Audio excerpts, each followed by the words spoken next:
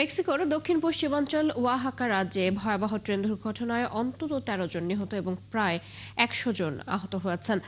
Mexican নৌবাহিনী জানিয়েছে inter oceanic যাত্রীবাহী ট্রেনটি একটি বাঁক ঘোরার সময় লাইনচ্যুত হয়। দুর্ঘটনাটি ঘটে ওয়াহাকার নিজান্দা শহরের কাছে। ট্রেনটিতে ২৪১ জন যাত্রী এবং ৯ জন ক্রু সদস্য ছিলেন। এ ঘটনায় প্রায় ১০০ জন আহত হন, যাদের মধ্যে ৩৬ জনকে হাসপাতালে চিকিৎসা দেওয়া হচ্ছে। আহতদের মধ্যে অন্তত ৫ জনের অবস্থা আশঙ্কাজনক। ট্রেনটি মেক্সিকো উপসাগরে কোয়াট জাকুয়ালকোস বন্দর থেকে প্রশান্ত মহাসাগরের সালিনা ক্রুজ বন্দরের দিকে যাচ্ছিল। ওয়াহাকার গভর্নর জানান, ক্ষতিগ্রস্তদের সহায়তায় রাজ্য এবং ফেডারেল সংস্থাগুলো সম্মিলিতভাবে কাজ করছে। ইতোমধ্যে মেক্সিকোর অ্যাটর্নি জেনারেল দপ্তর এ ঘটনার তদন্ত শুরু করেছে। সুইডেন ও ফিনল্যান্ডে আঘাত এনেছে শক্তিশালী ঝড় ইউহানেস। ঝড়ে সুইডেনে ৩ জন নিহত হয়েছে, আর ফিনল্যান্ডে বিদ্যুৎ বিচ্ছিন্ন অবস্থায় রয়েছে হাজার হাজার মানুষ। সুইডিশ পুলিশের বরাতে জানা গেছে, নিহত ৩ জনই ঝড়ের সময় গাছের নিচে চাপা পড়ে মারা যায়। অন্যদিকে ফিনল্যান্ডে প্রবল ঝড়ো হাওয়ায় অসংখ্য গাছ উপড়ে পড়ে সড়ক যোগাযোগ ব্যাহত হয়। এছাড়া ব্যাপক বিদ্যুৎ বিভ্রাট দেখা দেয়। ঝড়ে প্রায় ১,৮০,০০০-এর বেশি বাড়ি বিদ্যুৎ বিচ্ছিন্ন হয়ে পড়েছে। বিদ্যুৎ কোম্পানিগুলো সতর্ক করে জানিয়েছে, ক্ষতিগ্রস্ত লাইন মেরামতের কাজ শেষ হতে কয়েকদিন সময় লাগতে পারে। রাশিয়া ইউক্রেন যুদ্ধ থামবে কিনা তা কয়েক সপ্তাহের মধ্যে বোঝা যাবে বলে মন্তব্য করেছেন মার্কিন প্রেসিডেন্ট ডোনাল্ড ট্রাম্প। রবিবার যুক্তরাষ্ট্রের ফ্লোরিডায় ইউক্রেনের প্রেসিডেন্ট ভলোদিমির জেলেনস্কির সাথে এক যৌথ সংবাদ সম্মেলনে একথা বলেন ট্রাম্প। এ সময় জেলেনস্কি বলেন, যুদ্ধ পরবর্তী ইউক্রেনের নিরাপত্তার নিশ্চয়তা নিয়ে একটি সিদ্ধান্তে পৌঁছানো গেছে। এদিকে রুশ প্রেসিডেন্ট ভ্লাদিমির পুতিন হুঁশিয়ারি দিয়ে বলেছেন, ইউক্রেন শান্তি আলোচনায় আগ্রহী না হলে বল প্রয়োগ করে নিজেদের লক্ষ্য পূরণ করবে রাশিয়া। সৃষ্টি ঘটকের প্রতিবেদনে বিস্তারিত। আবারও ইউক্রেনের প্রেসিডেন্ট ভলোদিমির জেলেনস্কির সঙ্গে বৈঠক করেছেন মার্কিন প্রেসিডেন্ট ডোনাল্ড ট্রাম্প। রবিবার যুক্তরাষ্ট্রের ফ্লোরিডা অঙ্গরাজ্যের অবকাশ যাপন কেন্দ্র মারে লাগোতে বসেন দুই নেতা। বৈঠক শেষে এক যৌথ সংবাদ সম্মেলনে ট্রাম্প জানান, ইউক্রেনের যুদ্ধ থামবে কিনা তা কয়েক সপ্তাহের মধ্যেই বোঝা যাবে। সবকিছু ভালোভাবে এগোলে কয়েক সপ্তাহের মধ্যেই ইউক্রেন যুদ্ধ বন্ধে চুক্তি হয়ে যাবে, আর খারাপভাবে এগোলে দীর্ঘ সময় লাগতে পারে। তবে এই যুদ্ধ দ্রুত বন্ধ হওয়া জরুরি। দ্বিতীয় বিশ্বযুদ্ধের পর এটি সবচেয়ে ভয়াবহ যুদ্ধ। সংবাদ সম্মেলনে জেলেনস্কি বলেন, ট্রাম্পের সঙ্গে বৈঠকটি ছিল খুবই ফলপ্রসূ। আজকের বৈঠকটি অত্যন্ত ভালো ছিল। বিভিন্ন বিষয়ে আমাদের আলোচনা হয়েছে। ২০ দফা শান্তি পরিকল্পনার বিষয়ে আমরা ৯০% একমত হতে পেরেছি এবং যুক্তরাষ্ট্রের কাছ থেকে শতভাগ নিরাপত্তার নিশ্চয়তা পেয়েছি। ইউক্রেনের নিরাপত্তার নিশ্চয়তা যে দীর্ঘস্থায়ী শান্তির জন্য আবশ্যক, এ বিষয়ে একমত হতে পেরেছি আমরা। আশা করছি খুব দ্রুতই একটা চুক্তি হবে। রবিবার জেলেনস্কি ও তার প্রতিনিধি দল ট্রাম্পের অবকাশ যাপন কেন্দ্রে পৌঁছানোর আগে রুশ প্রেসিডেন্ট ভ্লাদিমির পুতিনের সঙ্গে ফোনে কথা বলেন ট্রাম্প। এই আলাপকে অত্যন্ত সফল বলে মন্তব্য করেছেন তিনি। অপরদিকে একে বন্ধুত্বপূর্ণ বলে অভিহিত করেছেন ক্রেমলিনের পররাষ্ট্রনীতি বিষয়ক কর্মকর্তা ইউরি উশাকভ। এর আগে ইউক্রেন শান্তি আলোচনায় আগ্রহী না হলে শক্তি প্রয়োগের মাধ্যমেই নিজেদের সব লক্ষ্য পূরণ করবে রাশিয়া, এমন হুঁশিয়ারি দিয়েছেন রুশ প্রেসিডেন্ট ভ্লাদিমির পুতিন। শনিবার রাষ্ট্রীয় সংবাদ মাধ্যম তাসকে দেয়া এক বক্তব্যে তিনি কথা বলেন। এদিকে শান্তি আলোচনার মাঝেও থেমে নেই ইউক্রেনের রুশ বাহিনীর হামলা। রবিবার রাশিয়ার সামরিক কমান্ডাররা পুতিনকে জানিয়েছেন, ইউক্রেনের পূর্বাঞ্চলীয় দনেস্ক অঞ্চলের কয়েকটি শহর দখল করেছে তারা। এছাড়া জাপোরিজিয়া অঞ্চলের 2টি শহরও রাশিয়ার নিয়ন্ত্রণে এসেছে বলে জানানো হয়। তবে ইউক্রেনের সামরিক বাহিনী এ শহর 2টি দখলের রুশ দাবি প্রত্যাখ্যান করেছে। সৃষ্টি ঘটক, ৭১। থাইল্যান্ড কম্বোডিয়া যুদ্ধবিরতি শুরু হওয়ায় অভিনন্দন জানিয়েছেন মার্কিন প্রেসিডেন্ট ডোনাল্ড ট্রাম্প। রবিবার এক বিবৃতিতে এই অভিনন্দন জানান মার্কিন প্রেসিডেন্ট। বিবৃতিতে ট্রাম্প বলেন, থাইল্যান্ড ও কম্বোডিয়ার দুই নেতাকে অভিনন্দন। তারা খুব দ্রুত ও ন্যায্য সমাধানে পৌঁছেছেন। ট্রাম্প এর আগে হওয়া একটি যুদ্ধবিরতি কৃতিত্ব নিজের বলে দাবি করেন। এর আগে প্রায় 3 সপ্তাহব্যাপী সংঘাত চলে থাইল্যান্ড এবং কম্বোডিয়ায়। এতে দুই দেশের অর্ধশত মানুষ নিহত হন, বাস্তুচ্যুত হয় কয়েক লাখ মানুষ। পরে যুদ্ধবিরতি চুক্তিতে সই করে দুই দেশের প্রতিনিধিরা। মিয়ানমারে জাতীয় নির্বাচনের প্রথম ধাপের ভোট গ্রহণ রবিবার স্থানীয় সময় বিকেল 4টায় শেষ হয়েছে। 2021 সালে সামরিক অভ্যুত্থানের মাধ্যমে গণতন্ত্রপন্থী নেত্রী অং সান সুচির সরকারকে ক্ষমতাচ্যুত করার পর এটি দক্ষিণ পূর্ব এশিয়ার দেশটিতে আয়োজিত প্রথম সাধারণ নির্বাচন। 3 ধাপের এই নির্বাচনে প্রথম ধাপে ভোট গ্রহণ শুরু হয় রবিবার স্থানীয় সময় সকাল 6টায়। আগামী 11 এবং 25 জানুয়ারি বাকি 2 দফায় ভোট গ্রহণ হওয়ার কথা রয়েছে। মিয়ানমারের গত নির্বাচনে ভোটারের লাইনে যেখানে তরুণদের উপস্থিতি ছিল চোখে পড়ার মতো, তবে এবারের নির্বাচনে এমনটা ছিল না। এবারের ভোটারদের মধ্যে প্রধানত বয়স্ক মানুষের উপস্থিতি ছিল বেশি। নির্বাচন পর্যবেক্ষক, পশ্চিমা কূটনীতিক এবং জাতিসংঘের মানবাধিকার বিষয়ক হাই কমিশনার ফলকার টুর্ক জান্তার অধীনে অনুষ্ঠিত মাসব্যাপী এই নির্বাচনের নিন্দা জানিয়েছেন। তাদের অভিযোগ, সেনাবাহিনী নিজেদের মিত্রদের দিয়ে এই নির্বাচন করছে। ভিন্ন মতের ওপর কঠোর দমন পীড়ন অব্যাহত রয়েছে। জান্তার পছন্দের দলগুলোই চলমান নির্বাচনে অংশ নিচ্ছে। সিরিয়ার বিভিন্ন শহরে দেশটির নিরাপত্তা বাহিনীর সাথে আলাউইদ সম্প্রদায়ের সদস্যদের সংঘাত ছড়িয়ে পড়েছে। রবিবারে সংঘর্ষে অন্তত ৩ জন নিহত হয়েছে, আহত হয়েছে আরও অর্ধশত মানুষ। সংবাদ মাধ্যম আল জাজিরা জানিয়েছে, ক্ষমতাচ্যুত প্রেসিডেন্ট বাশার আল আসাদের সশস্ত্র বাহিনী থেকে আটক কর্মকর্তাদের মুক্তি এবং চাকরিতে পুনর্বহালের দাবিতে বিক্ষোভ করছে আলাউইদের শত শত মানুষ। বিক্ষোভের এক পর্যায়ে নিরাপত্তা বাহিনী তাদের উপর গুলি চালালে হতাহতের ঘটনা ঘটে। দুদিন আগে সিরিয়ার হোমসে আলাউইদের মসজিদে বিস্ফোরণে ৮ জনের মৃত্যু হয়। এরপরই বিক্ষোভের ডাক দেয় আলাউইদ ইসলামিক কাউন্সিলের প্রধান গাজাল। গত বছরের ডিসেম্বরে ক্ষমতাচ্যুত প্রেসিডেন্ট বাশার আল আসাদ আলাউইদ জনগোষ্ঠীর সদস্য ছিলেন। যুক্তরাষ্ট্র, ইসরায়েল ও ইউরোপ ইরানের বিরুদ্ধে একটি পূর্ণমাত্রার যুদ্ধের প্রস্তুতি নিচ্ছে বলে মন্তব্য করেছেন ইরানের প্রেসিডেন্ট মাসুদ পেজেশকিয়ান।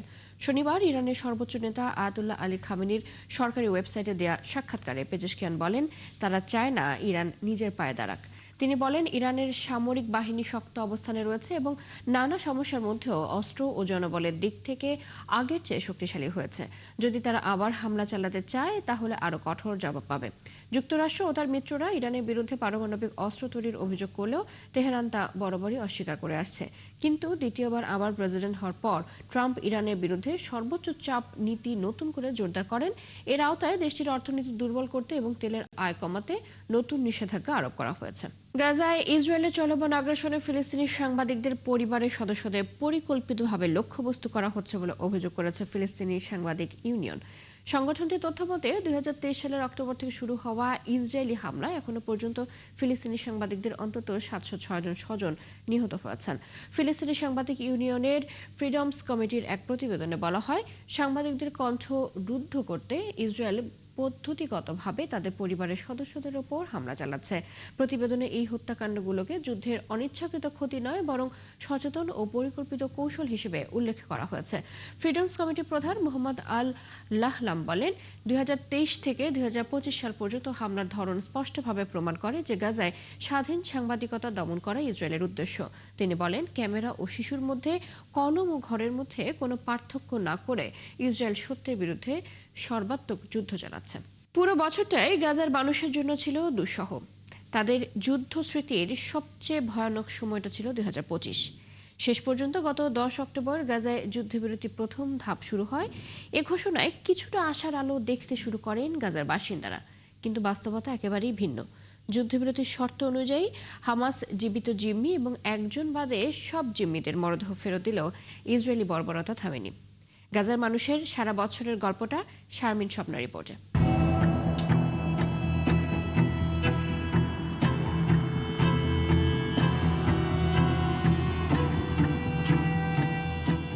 2024 সালের নভেম্বরে দ্বিতীয়বারের মতো যুক্তরাষ্ট্রের প্রেসিডেন্ট হিসেবে নির্বাচিত হওয়ার পর থেকেই গাজায় যুদ্ধ থামাতে ব্যাপক কূটনীতিক তৎপরতা শুরু করেন ট্রাম্প। পরে চলতি বছরের 19 জানুয়ারি হামাস ও ইসরায়েলের মধ্যে একটি যুদ্ধবিরতি কার্যকর হলে 38 ইসরায়েলি জিম্মিকে মুক্তি দেয় হামাস, বিনিময়ে প্রায় 2000 ফিলিস্তিনিকে মুক্তি দেয় ইসরায়েল। তবে যুদ্ধবিরতির দ্বিতীয় ধাপ নিয়ে হামাসের সঙ্গে সমঝোতা না হওয়ায় ইসরায়েল আবারও গাজায় তীব্র হামলা শুরু করে।